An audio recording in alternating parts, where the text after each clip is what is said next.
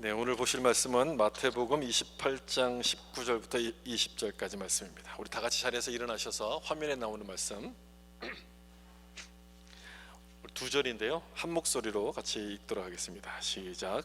그러므로 너희는 가서 모든 민족을 제자로 삼아 아버지와 아들과 성령의 이름으로 세례를 베풀고 내가 너희에게 분부한 모든 것을 가르쳐 지키게 하라. 볼지어다 내가 세상 끝날까지 너희와 항상 함께 있으리라 하시니라. 아멘. 우리 앉으실 때 말씀의 은혜 받으세요. 인사하면서 앉겠습니다. 말씀의 은혜 받으세요. 아멘. 모든 민족을 제자로라는 제목으로 말씀 나누겠습니다.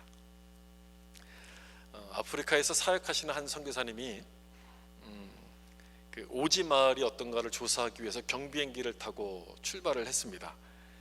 길이 없는 그런 마을이라서 비행기를 타고 갈 수밖에 없는 그런 상황이어서 비행기를 타고 갔는데 그 마을에 딱 도착했을 때 깜짝 놀랍니다. 왜 놀랐냐면 그 마을에 콜라병이 있는 거예요. 그래서 그 마을 사람들이 콜라를 마시고 있더랍니다. 길이 없어가지고 아직까지도 복음을 전하지 못하는 그런 오지 마을이었는데, 그래서 이 선교사님이 조사하기 위해서 이제 비행기를 타고 왔는데 콜라가 복음보다 먼저 들어와 있었던 거예요. 그걸 보고 충격을 받았다고 이야기했던 것을 들었던 기억이 납니다. 그렇죠. 세계에서 가장 많이 팔리는 제품이 코카콜라죠. 1초에 4만 병, 하루에 30억 병이 팔리고 있습니다. 이 정도면 광고를 안 해도 여러분 충분하지 않겠습니까? 그런데 지금도 콜라 광고는 계속해서 이루어지고 있습니다. 그 이유가 뭔지 아십니까? 너무너무 이유가 재밌어요. 지금도 콜라를 모르는 아이들이 계속 태어나고 있기 때문에 광고를 한답니다. 광고를 안 하면 언제든지 콜라는 잊혀질 수 있기 때문에 계속해서 광고를 한다는 것인데, 저는 그 얘기를 듣다가 선교에 대한 것도 마찬가지라는 생각이 들었어요. 선교에 대해서도 반복을 하지 않으면, 다 아는 말씀이야 라고 생각하고 지나가 버리면 금방 우리는 잊혀질 수 있기 때문에 계속해서 반복하는 것이 중요하다고 생각을 합니다. 그래서 1월달 세 번째 주일이 되면 선교 헌금을 우리가 작정하면서 다시 한번 이 설교를 반복하게 되는데, 저 역시 마찬가지예요. 이 설교를 다시 준비하면서 선교 정보를 업데이트하고 이 내용을 다시 정리해 보면서 마음이 다시 뜨거워지는 것을 느낍니다. 아마 여러분 중에는 여러 번 들으셨던 분들도 계실 텐데 다시 한번 여러분의 마음을 확인하는 시간이 되셨으면 좋겠고요. 처음 듣는 분들이 계신다면 선교가 얼마나 중요한 것인가를 다시 한번 이해하시는 그런 시간이 되셨으면 좋겠습니다. 오늘 읽었던 말씀에 마태복음 28장 19절에서 예수님은 이렇게 말씀하셨습니다. 그러므로 너희는 가서 모든 민족을 제자로 삼아 아버지와 아들과 성령의 이름으로 세례를 베풀고, 이렇게 말씀을 하셨어요. 마지막 하늘로 승천하시기 전에 하셨던 말씀이기 때문에 유언과도 같은 말씀입니다. 마지막 말씀이죠. 선교에 대한 명령을 유언으로 남겼기 때문에 어떤 분들은 선교를 이렇게 정의하기도 해요. 하나님의 소원이 선교다, 이렇게 정의합니다. 하나님의 소원. 예수님의 유언은 곧 하나님의 소원을 나타내는 것 아니겠습니까? 그게 바로 선교라는 거죠. 하나님의 소원이라는 말은 하나님께서 간절하게 원하시는 일, 물론 그런 의미가 있습니다만 이런 뜻도 거기엔 포함이 됩니다. 그러니까 하나님의 마음을 가지면 내가 할 수 있고 내 마음으로는 할 수가 없다, 그런 의미죠. 하나님의 소원, 그러니까 하나님의 마음으로만 감당할 수 있다는 그런 의미가 그 안에 담겨 있어요. 여러분 다시 한번 이 말씀을 보세요. 여기서 무엇을 명령하고 있습니까? 가서 모든 민족을 제자 삼으라, 이렇게 말씀하는데 여러분 평상시에도 이런 생각들을 합니까? 이런 생각들을 잘 안 해요. 이런 날이 돼야지만 한 번씩 생각하지 잘 안 해요. 나 살기도 바쁜데 무슨 선교입니까? 선교는 무슨 선교입니까? 보통 이렇게 생각을 합니다. 내 마음으로는 안 된다는 거예요. 하나님의 마음을 갖지 않으면 안 된다는 거예요. 그래서 우리가 이 말씀을 생각하는데 예수님의 유언 아닙니까? 중요하다는 말씀이죠. 중요한 것. 얼마나 중요하면 이 말씀을 가리켜서 지상명령, 예수님께서 말씀하신 것 중에 가장 상위에 있는 가장 중요한 명령, The Great Commission, 이렇게 부릅니다. The Great Commission. 얼마나 중요하면 그렇게 부르겠어요. 하나님의 소원이 여기에 담겨 있기 때문에 그런 것인데, 다시 한번 보시면 누구를 제자 삼으라고 말씀합니까? 모든 민족을 제자 삼으라, 이렇게 말씀해요. 모든 민족, 모든 사람을 가리켜서 말씀하는 것이기도 하지만 조금 더 자세하게 생각해 볼 필요가 있습니다. 성경에 기록되어 있는 모든 단어는요 그냥 기록된 법이 없습니다. 어느 단어라도 어떤 단어 하나라도 그냥 기록한 법이 없어요. 전에는 우리가 이 성경을 볼 때 이렇게 생각했어요. 안 믿는 나라에 가서 복음을 전하라는 말씀인가 보다, 이렇게만 이해를 했는데 그게 아닙니다. 이 말씀은요, 문자 그대로 모든 민족, 종족을 염두에 두고서 하셨던 말씀이에요. 너희는 가서 모든 종족을 제자로 삼으라, 그런 뜻의 말씀이에요. 우리 같은 단일 민족은 민족이 나라고 나라가 민족 아닙니까? 그래서 어떻게 번역하든지 큰 상관이 없습니다. 그런데 세상에는요, 그렇지 않은 나라들이 굉장히 많습니다. 예를 들어서 우리 교회가 파송한 박유섭 선교사님이 가 있는 저기 파푸아뉴기니, 이 중에 여기 점으로 막 찍혀 있죠, 초록색 점으로요. 여기가 다 이제 여기서 살고 있는 민족들의 그 모양을 지금 표시한 겁니다. 880개가 넘는 민족이 저 한 나라 속에 살고 있어요. 우리가 대한민국 안에 경상도가 있고 전라도가 있잖아요. 같은 문화권 언어를 쓰고 있는데도 지역이 다르면 사람들의 성향이 얼마나 다릅니까? 근데 여기는요, 완전히 다른 언어를 써요. 근데 한 나라로 이렇게 묶어놨어요. 아프리카도 그렇지 않습니까? 아프리카는 원래 민족끼리 모여 사는 그런 곳인데 서양의 식민지가 되면서 이 자로 잰 듯이 이렇게 나라들이 다 구분이 되어 버렸습니다. 그러다 보니까 문제가 생기기 시작해요. 이 많은 민족 중에서 한 민족만 복음을 받아도 파푸아뉴기니는 복음, 이제 선교가 된 나라, 이렇게 구분이 되었다는 겁니다.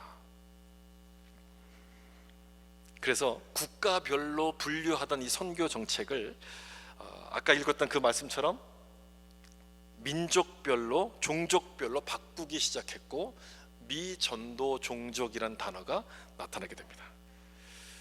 이 말씀처럼 이 말씀이 종족을 의미한다는 것을 우리는 최근에 깨달았습니다. 최근에 한 2, 30년 전에 이제 이걸 깨닫기 시작했는데, 하나님은요, 처음부터 종족을 단위의 선교를 계획하고 계셨습니다. 처음부터. 이게 성경에 보면 잘 나타나는데, 성경에 보시면요, 종족이란 단어, 영어로는 이제 nation이란 단어가 얼마나 많이 나오는지 모릅니다. 몇 구절만 좀 볼까요? 제가 창세기부터 쭉 이렇게 몇 개만 좀 해놨는데, 내가 너로 큰 민족을 이루고, 종족이죠, 땅의 모든 족속에 너로 말미암아 복을 얻을 것이라, 민족이라고 하나님께서 말씀하세요. 이제 아브라함을 딱 택하시면서부터 각 민족을 하나님께서 복을 주실 것이다라고 말씀하시는 장면이에요.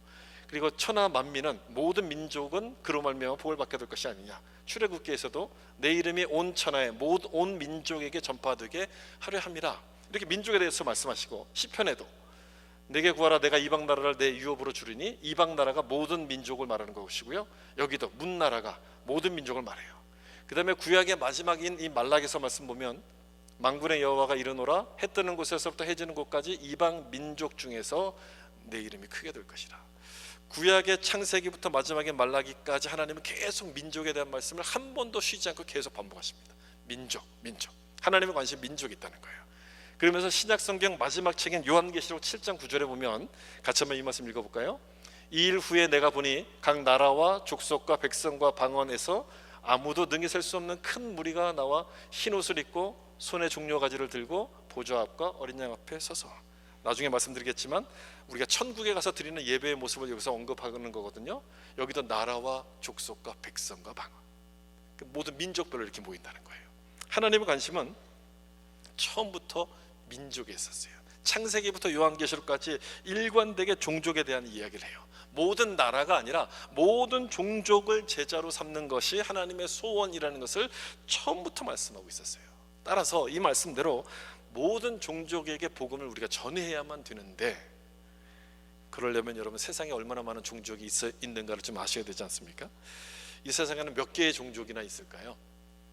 여러분 여러 번 들었을 때도 여러분 잘 기억이 안 나실 것 같은데, 여기 보시면 17,400개의 종족이 있습니다. 이 세상에 있는 종족들을 지금 합친 것, 저 뒤에 있는 숫자들, 400 뒤에 있는 숫자들은 좀 그때마다 바뀌게 되는데, 하여튼 17,400개 정도가 있고요. 이 중에서 복음을 듣지 못한 사람들이 7,420개 종족이 복음을 듣지 못한 사람들이에요. 43% 정도 되죠. 숫자로는 한 33억이나 되는 인구, 아주 많은 사람들이에요. 이 사람들이 주로 어디에 몰려 살고 있냐면, 북위 10도에서부터 40도 사이에 여기 모여 살고 있습니다. 그래서 이쪽 지역을 가리켜서 1040 윈도우라고 부릅니다. 저기에 모든 사람들, 아직 복음을 듣지 못한 사람이 다 몰려 살고 있어요. 여러분, 이렇게 많은 사람들이 한 번도 예수님의 이름을 들어보지 못했다는 게 참 놀랍지 않습니까? 우리는 그냥 시간이 가면 올해보다 내년 되면 더 믿는 사람이 많아지겠지라고 이렇게 막연하게 생각을 해요. 내가 전도하지 않아도 우리가 후원하고 있는 선교사님들에 의해서 열심히 복음이 전해질 거라고 생각을 하고 있는데, 통계를 보면 아니라는 거예요. 아직도 저렇게 복음을 모르는 사람들이 아직도 많은 거예요. 우리가 하지 않으면 안 된다는 것이 이 통계가 보여주는 그런 내용들이에요. 여러분, 예수님이 말씀하신 모든 민족에는 여기 아직도 복음을 받지 못했던 이 사람들이 포함이 되겠습니까? 포함이 안 되겠습니까? 당연히 포함이 되겠죠. 그래서 이들을 선교하기 위해서 미전도 종족으로 구분을 해놓고 방법을 지금 찾고 있어요. 이 미전도 종족이 영어로는 여기 나오잖아요. Unreached People Groups예요. 교회에 접촉이 없었고 선교사의 접촉도 없다, 이런 뜻이에요.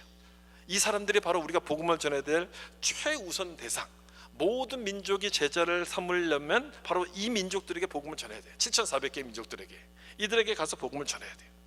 엄청난 일 같죠. 엄청난 일이 틀림없습니다만 불가능한 일은 아니에요. 왜냐하면 이들 종족의 숫자보다 교회의 숫자가 훨씬 더 많아요. 이 교회들이 몇 개씩 모여가지고 하나씩 종족을 맡으면 충분히 가능한 일이에요. 우리가 하려고 하는 의지만 있으면, 순종하려는 마음만 있으면 충분히 할 수 있는 일이에요. 그래서 해마다 이때가 되면 선교에 대한 말씀을 반복하면서 우리들의 사명이 뭔가를 다시 한번 확인하게끔 되는 것인데, 여러분, 이 사실을 좀 기억하셨으면 좋겠어요. 선교에 대한 말씀을 생각할 때마다 선교는 예수님의 명령이라는 사실을 좀 기억하셨으면 좋겠어요. 선교는 예수님의 명령이에요. 오늘 본문 말고도 여러 곳에서 이 선교에 대해서 주님께서 말씀하셨는데, 누가복음 9장 10절 보시면 인자가 온 것은 잃어버린 자를 찾아 구원하려 함이라.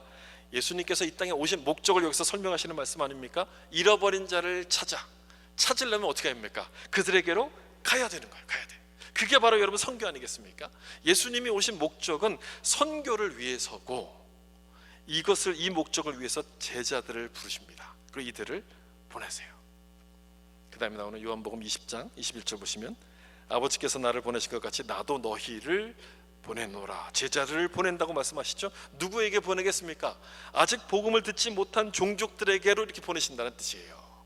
여러분, 이 말씀을 좀 잘 보셔야 되는데, 제자를 예수님께서 이렇게 구원해 내신 것은요, 이들을 천국에 데려가려는 목적도 물론 있습니다. 이들을 구원시켜서 천국에 데려가는 목적도 있지만, 궁극적인 목적은 뭐냐면 보내려고 구원하신 거예요. 보내려고, 모든 민족을 제자 삼는 그 일, 선교를 위해서 보내려고 이들을 부르셨다는 거예요. 제자들만 그러겠습니까? 지금 우리가 이 시대의 예수님의 제자들 아닙니까? 그러면 우리가 구원받은 건 역시도 마찬가지라는 거예요. 보내시기 위해서 우리를 구원하셨다, 바로 그 말씀인 거예요. 그 말씀, 보내시려고. 한 구절 더 볼까요? 마태복음 24장 14절. 이 천국 복음이 모든 민족에게 증언되기 위하여 온 세상에 전파되리니 그제야 끝이 오리라. 끝이 오리라. 기독교 신앙을 가리켜서 종말신앙이라고 이렇게 부르지 않습니까? 종말적이라고 부르는 이유가 바로 여기 나와 있어요. 기독교인들은요, 끝을 기다리는 사람이기 때문에 그렇습니다. 여러분, 왜 우리가 끝을 기다립니까? 마지막을 기다리는 이유가 뭡니까? 천국을 사모해서. 물론 그런 이유도 있지만 우리가 끝을 기다리는 것은요, 하나님의 뜻이 이때가 되면, 끝이 되면, 종말이 되면 이루어지기 때문에 세상의 끝을 기다리는 거예요. 주님 오실 날을 사모하는 것은 천국이 이 땅 가운데 이루어지는 것이지만 하나님의 뜻이 그때 이루어지기 때문에 주님 오실 날을 기다려요. 그래서 기독교 신앙을 가리켜서 종말적 신앙이라고 말씀하는 거예요. 이 말씀처럼 모든 민족에게 복음이 전해지는 선교의 완성을 기대하기 때문인데, 그걸 우리가 안다면 여러분, 우리는 어떻게 해야 되겠습니까? 그 일을 위해서 열심히 복음을 전해야죠. 우리도 이 말씀 가운데 열심히 순종을 해야 돼요. 해도 되고 안 해도 되는 옵션이 아니고요, 이거는 반드시 해야 되는 명령인 거예요. The Great Commission, 명령인 거예요. 명령. 우리가 지켜야 될 아주 중요한 명령이에요. 이 명령에 순종해서 우리가 복음을 전하기 시작할 때 주님이 약속하신 그 천국, 하나님 나라가 이 땅에 완성돼요. 하나님이 통치하시는, 온 세계를 통치하시는 하나님 나라가 완성이 되는 거예요. 여러분, 교회는요, 바로 그 일을 위해서 존재하는 겁니다. 이 세상에. 교회가 세상에 존재하는 것은요, 바로 그것 때문인 거예요. 교회에서 우리가 예배를 드리지 않습니까? 예배가 굉장히 중요하잖아요. 이 예배는 무엇을 위한 예배냐면요, 조금 전에 읽었던 요한계시록 7장 9절 말씀이에요. 이 말씀을 위해서 이제 우리가 예배를 드려요. 여기 보시면 이 일 후에 내가 보니 각 나라와 족속과 백성과 방언에서 아무도 능히 설 수 없는 큰 무리가 나와서 흰 옷을 입고 손에 종려가지를 들고 예수님을 찬양한다고 되어 있습니다. 이게 이제 예배, 천국에 갔을 때 드려지는 예배거든요. 모든 민족이 다 같이 모여서 드리는 예배예요. 근데 이 예배가 지금 이루어지지 않았습니다, 아직까지. 그래서 우리끼리 드려요. 같은 언어 있는 사람, 같은 민족 있는 사람들끼리 예배 드리잖아요. 아직까지 이 일이 이루어지지 않았기 때문에 이 일을 우리가 기대하고 바라보면서 꿈꾸면서 지금 예배를 하는 거예요. 교회가 이 일을 만들어갈 수 있는 도구가 되기 때문에 우리 이 땅 가운데 교회가 존재하기 시작하는 거죠. 이 말씀을 이루기 위해서. 그러면 그걸 이루기 위해서 우리가 어디로 가야만 되는 것인가? 모든 종족을 제자로 삼으려면 여러분 어디로 가야 되겠습니까? 이 말씀도 주님께서 이미 말씀을 하셨는데, 사도행전 1장 8절 말씀 우리 같이 한번 읽어볼까요? 오직 성령이 너희에게 임하시면 너희가 권능을 받고 예루살렘과 사마리아와 땅끝까지 이르러 내 증인이 되리라 하시니라. 아멘. 어디로 가라고 말씀하시냐면 땅끝까지 이르러라고 주님께서 미리 다 말씀하셨어요. 여기가 우리가 가야 될 것이에요. 예루살렘과 유대는 이미 예수님의 제자들이 살던 그 지역 아니었습니까? 그 지역에서 벗어나서 사마리아와 땅끝까지 이르러라고 말씀하세요. 이미 사마리아까지도 제자들이 다 복음을 전했잖아요. 그럼 땅끝만 남은 거예요. 우리가 복음을 전해야 될 곳은 땅끝인 거예요. 땅끝까지 가서 복음을 전해야 돼요. 옆집 아줌마도 전도 한 번 못했는데, 한 번 예수 믿고 교회 가자는 얘기도 못했는데 땅끝이 무슨 땅끝입니까? 여러분 그런 생각이 드시죠? 뭐 당연해요. 우리는 다 그런 생각들을 해요. 그런 생각이 드는 거 여러분 당연한 겁니다. 너무 이렇게 뭐 죄책감을 가질 필요가 없습니다. 그럼에도 땅끝까지 가라고 말씀하셨다는 것은 좀 기억을 하셔야 돼요. 내가 이 말씀들을 하진 못하더라도 이렇게 말씀하셨다는 것은 기억을 하셔야 돼요. 예수님의 관심이 거기 있다면 예수를 믿는 우리의 관심도 거기에 두어야 되는 것 아닙니까? 땅끝에 두어야 돼요.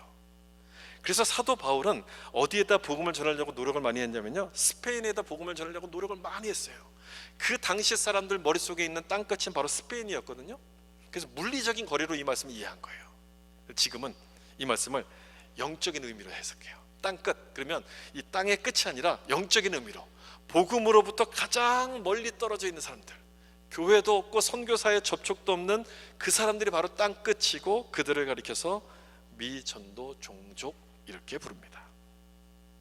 근데 문제는 땅끝으로 가는 게 쉬운 일이 아니라는 거죠. 쉬운 일이 아니에요. 하루하루 바쁘게 우리가 살아가는데 언제 우리가 땅끝을 가겠습니까? 불가능해 보이지 않습니까? 그런데 참 다행인 것은 뭐냐면 요즘 상황이 막 이렇게 달라지고 있다는 거예요. 전에는요, 우리가 꼭 멀리 가야지만 미전도 종족들을 만날 수 있었는데 이제는요, 그 사람들이 우리가 사는 곳으로 오고 있습니다. 뭐 난민을 통해서도 그렇고요, 또는 이민이나 또 유학, 여러 가지 것들을 통해서 이동 인구가 많아지면서 여러 민족이 섞여 사는 시대가 지금 돼가고 있어요. 한국만 해도 그렇잖아요. 제가 여기 밴쿠버 왔을 때, 밴쿠버 온 지 한 2, 3년 되거든요. 그전에는 외국인들이 없었어요. 근데 요즘 가보면요, 외국인이 너무너무 많은 거예요. 한국에 살고 있는 외국인들의 숫자가 220만 명이 넘는데요, 엄청나게 많아요. 땅끝으로 가지 않아도 내가 사는 곳에서 땅끝에 사는 사람들을 만날 수 있는 시대가 된 거예요. 우리가 살고 있는 이 밴쿠버에도 그렇지 않습니까? 135개 민족이 살고 있거든요. 135개 민족, 이렇게 엄청나게 많은 민족이 살고 있어요.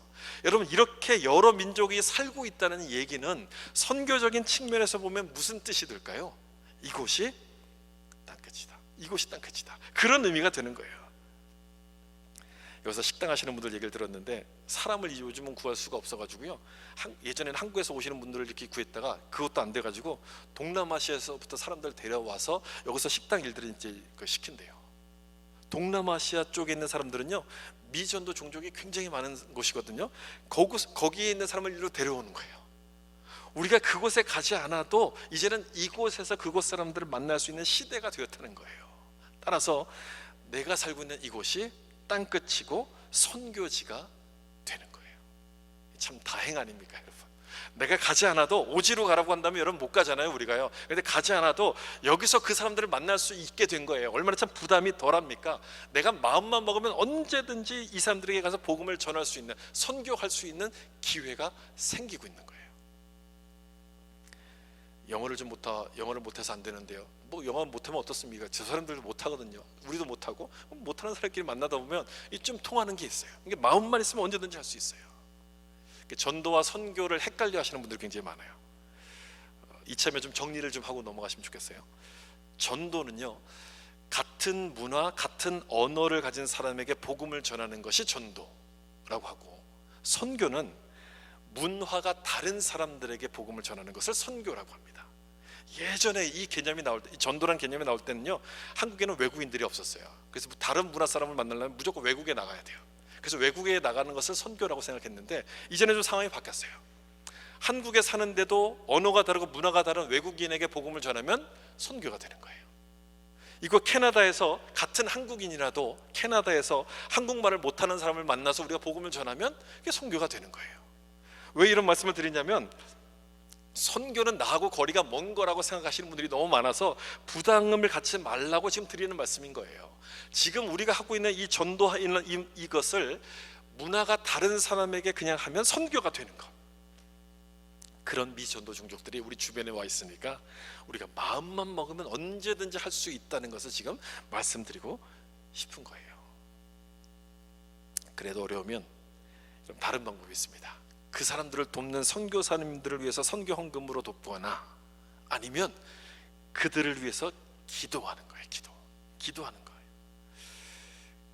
그런데 이 미전도 종족은요, 아직 선교사가 없습니다. 그래서 미전도 종족이잖아요. 교회도 없습니다. 기도해 주는 사람도 없어요. 그래서 이들에게 가장 필요한 것은 뭐냐면 기도인 거예요. 중보 기도가 이들에게 가장 필요한 아주 중요한 방법이에요. 선교의 방법이에요. 오늘 제목처럼 모든 종족을 제자로 삼으려면 우리가 가야 되지만 우리 형편이 그렇지 못하잖아요. 그래서 지금 말씀드린 것처럼 그들을 위해서 기도로 우리가 도울 수 있어요. 기도로. 선교지에 못 가도 여러분 기도는 할 수 있는 것 아닙니까? 그 정도는 할 수 있잖아요. 선교지는 못 가도 기도는 우리가 할 수 있어요. 선교는요, 가는 사람도 있어야 되지만 뒤에서 보내고 밀어주고 후원하는 사람도 있어야 돼요. 그 사람이 바로 기도하는 사람이에요. 기도로 보내는 선교사의 역할을 감당할 수 있는 거예요. 솔직히 여러분, 기도만큼 선교를 돕는 좋은 방법도 없습니다. 기도가 가장 좋은 방법인 거예요. 왜 그런 줄 아십니까? 기도하면요, 하나님이 그 기도를 통해서 일하시기 때문이에요. 기도는 하나님이 일하시는 통로이기 때문에 그래요. 한번 따라해 보실래요? 기도는 하나님이 일하시는 통로. 그래요. 그게 가장 좋은 방법이에요. 따라서 우리가 이곳에서 기도하면 하나님의 역사가 어디서 이루어질까요? 선교 현장에서 이루어지는 거예요. 여기서 기도할 때 하나님의 역사가 거기서 이루어져요. 기도는 시간과 공간의 제약을 받지 않습니다. 어디에도 제약을 받지 않기 때문에 그런 것인데, 이거를 여러분 기억하시면 여러분 기도할 때 힘이 막 생기기 시작해요. 아, 내 기도를 하나님이 들으시는구나, 그리고 이 기도는 시간과 공간의 제약을 받지 않는 것이구나 라고 생각하면은 기도할 때 힘이 막 생겨요. 기도가 막 하고 싶어져요. 사도행전 12장에 바로 그 예가 나와요. 베드로가 전도하다가 감옥에 갇혔을 때 예루살렘 교회가 이 베드로가 풀려나기 위해서 열심히 기도합니다. 그때 여러분 무슨 일이 벌어집니까? 하나님께서 기도를 들으시고 천사를 보내셔서 옥문을 열고 베드로를 이렇게 풀어주세요. 이 장면이 사도행전 12장에 나오는데, 그 장면을 잘 보세요. 지금 예루살렘 교회 성도들은 각자 집에서 열심히 모여서 기도합니다. 집에서. 하나님의 역사는 어디서 지금 나타났습니까? 감옥에서 나타나는 감옥. 기도는요, 시공의 제한을 받지 않기 때문에 기도야말로 저 멀리 있는 선교를 돕는 아주 좋은 방법이에요. 최고의 방법인 거예요. 기도는. 기도에 대한 예화, 제가 좋아하는 예화가 하나 있는데, 여러 번 말씀을 드렸는데요, 다시 한번 좀 들어보시면 좋겠어요. 저도 이 예화를 듣고 생각할 때마다 아, 그래, 기도하고 싶은 마음이 막 이렇게 막 다시 이렇게 샘솟게 만드는 그런 예화거든요. 기도로 세계를 움직여라는 책에 나오는 스토리 중에 하나입니다. 한 미국인 선교사 부부가 케냐에서 사역을 하다가 나이로비로 지금 가고 있었어요. 수도인 나이로비로 가는데 폭동이라는 지역을 지나고 있었습니다. 갑자기 차가 딱 멈춰버렸어요. 아무리 손을 써도 차가 움직이질 않아요. 그날 밤을 할 수 없이 차 안에서 보내고 다음날 차를 수리를 맡긴 다음에 고쳐서 나이로비까지 갔어요. 거기서 어떤 목사님을 만났는데 그분이 물어보는 거예요. 어젯밤 폭동을 일으켰던 원주민들이 당신들을 죽이려고 차에 접근했었는데 괜찮았냐? 이렇게 물어보는 거예요. 폭동들이 그 차에 접근을 했는데 그 차 주위를 16명의 사람들이 에워싸고 있는 걸 보고 무서워서 이 폭도들이 돌아갔다는 거예요. 그런 얘기를 딱 해주는 거예요. 근데 이 선교사 부부는 자기 둘만 있었거든요. 차 안에 자기 둘만 있고 이렇게 거기서 잠들었다 나왔는데 도대체 이게 무슨 얘기지? 난 본 적이 없는데. 그리고 잊어버려요. 몇 주 뒤에 미국으로 이제 집에 일이 있어서 이제 집에 잠깐 방문하기 위해서 미국을 방문했어요. 미국을 갔어요. 거기서 친구를 만났는데 이 친구가 또 물어보는 거예요. 최근 케냐에서 무슨 일 없었냐고. 그러면서 지난달에 당신 부부를 위해서 기도해야 되겠다는 마음이 너무너무 강하게 들어가지고 교회에 있는 사람들 같이 모아가지고 그 사람들과 같이 밤새도록 기도했다는 거예요. 그 사람들과 함께. 그때 모였던 사람들이 몇 명이었냐면 16명이었어요. 16명. 놀랍지 않았습니까? 16명이 기도한 거예요.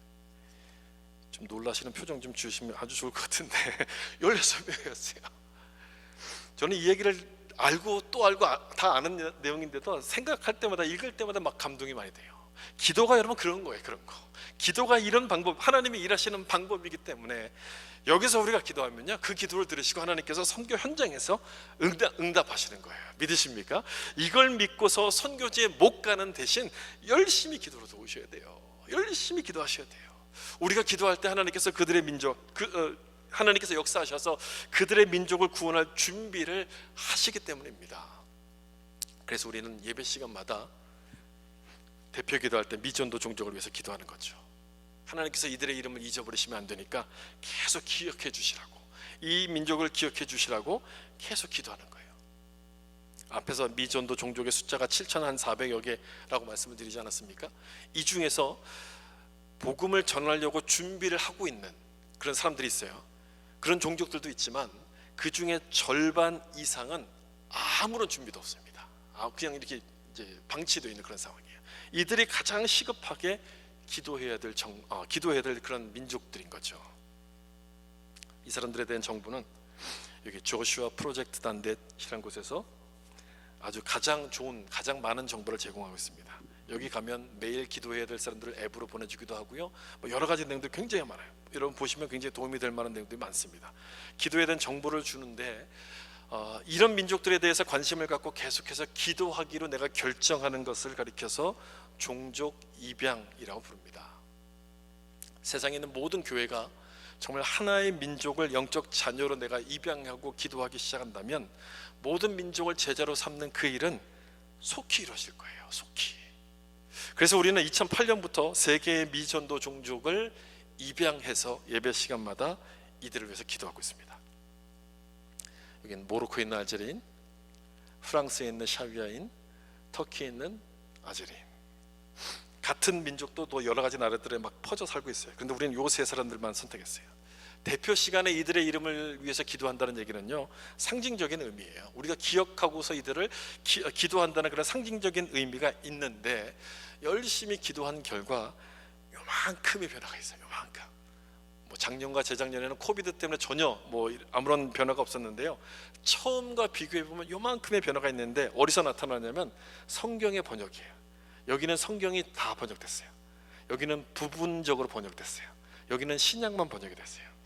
처음 기도할 때는 아예 없었어요. 아예 성경이. 근데 조금씩 변화돼요. 근데 크리스찬의 숫자를 보세요. 0.0%, 0.0%, 0.1%, 거의 없는 거죠. 거의. 아직도 크리스찬의 숫자는 없어요. 그래서 우리는 아직도 이들을 위해서 기도해야 돼요. 오랫동안 기도하면서 조금 이렇게 체력이 좀, 우리가 마음의 열정이 좀 식을 수도 있지만 여전히 영적인 어둠 가운데 있는 사람들이라는 것을 여러분 생각하시고 이들에게 생명의 빛이 비춰지기를 우리가 기도해야 돼요. 이들도 우리처럼 구원받는 민족이 되기 위해서 대표 기도 시간뿐 아니라 여러분 개인적인 기도 시간에도 잊지 말고 기도해 주시면 좋겠어요. 우리가 왜 그들을 위해서 기도해야 합니까? 알지도 못하고 만난 적도 없는데 이런 미전도 종족을 위해서 왜 우리가 기도해야 됩니까? 라고 생각하는 분이 계실지도 모르겠습니다. 내 귀중한 시간을 왜 그들을 위해서 써야 됩니까? 라고 생각할 수도 있겠지만 그건요, 아주 분명한 이유가 있습니다. 우리가 복음의 빚을 진 사람이 있기 때문에 그래요. 복음의 빚을 진 사람들이에요. 예수 믿는 사람 중에 어느 누구도 복음의 빚을 지지 않은 사람은 아무도 없습니다. 자기 혼자서 예수님을 깨닫고 믿는 사람은 아무도 없거든요. 누군가로부터 복음을 듣고서 믿었기 때문에 모든 사람들은 다 복음의 빚을 진 사람이에요. 여러분도 한번 생각해 보세요. 부모님을 통해서, 친구를 통해서, 또 다른 사람을 통해서 복음을 듣고서 예수를 믿게 된 것 아닙니까? 우리 한국에 처음으로 복음을 전해준 선교사님들은요, 우리하고 아는 사람도 아니에요. 우리 가운데 뭔가 관계가 있는 사람도 아니었습니다. 그럼에도 불구하고 우리를 찾아와서 복음을 전해 주었기 때문에 우리가 구원받은 사람들이 됐어요. 우리가 이렇게 교회가 많이 세워진 민족이 됐어요. 그래서 우리는 복음의 빚을 진 사람들이기 때문에 이들을 위해서라도 우리는 기도를 해야 되는 거예요. 그것 때문에 미전도 종족을 위해서 기도하는 것이고, 박유섭 선교사님이 섬기고 있는 카니누아 민족을 우리도 같은 마음을 가지고 섬기고 그들을 위해서 기도를 하는 거죠. 여러분, 우리가 얼마나 축복을 많이 받은 민족인가 하는 것은 이 표를 보면 알 수 있습니다. 세상에 7,382개의 언어가 있습니다. 여기는 수화도 다 포함된 거죠. 7,380여 개의 언어가 있는데 이 중에서 성경을 가지고 있는, 자기들의 말로 성경을 다 신구약을 다 번역돼서 갖고 있는 민족의 언어 수는요 10%밖에 되지 않습니다. 딱 10%예요. 이것 하나만 봐도 우리가 얼마나 축복받은 민족인지 여러분 알 수 있지 않습니까? 세계 모든 민족 중에 10%에 우리가 끼어 있는 거예요. 박유섭 선교사님이 가서 카니누아 종족의 언어로 지금 막 성경을 번역하고 있잖아요. 그 일을 120년 전에 왔던 선교사님들이 이미 해놨기 때문에 우리는 이미 우리의 언어로 성경을 가진 민족이 됐어요. 그렇게 축복을 받은 민족인 거예요. 상위 10%에 들어가는 그런 민족이 됐어요. 얼마나 큰 축복을 받았습니까? 이 축복이 그냥 주어진 축복입니까? 절대 그냥 주어지지 않았어요. 120년, 130년 전에 그 선교사들이 서울에 왔을 때는요, 그 서울이 세계에서 가장 더러운 도시였대요. 거기 살고 있던 조선인들은요 세상에서 가장 열등해 보이는 그런 사람들이었대요. 그런 사람들에게 전도하기 위해서 이들이 찾아온 거예요. 기록으로 다 남아 있어요. 그 영국 사람, 그 사람은 선교사가 아니죠. 이사벨라 비숍이라는 사람이 쓴 책에 보면요, 거기 이제 여러 나라를 돌아다니면서 쓴 책이 있는데 조선을 그렇게 묘사해요. 가장 더럽고 가장 열등한 도시. 서울에서 팔고 있던 물건들 전체를 다 합쳐도요 6불이 안 넘었대요. 6불.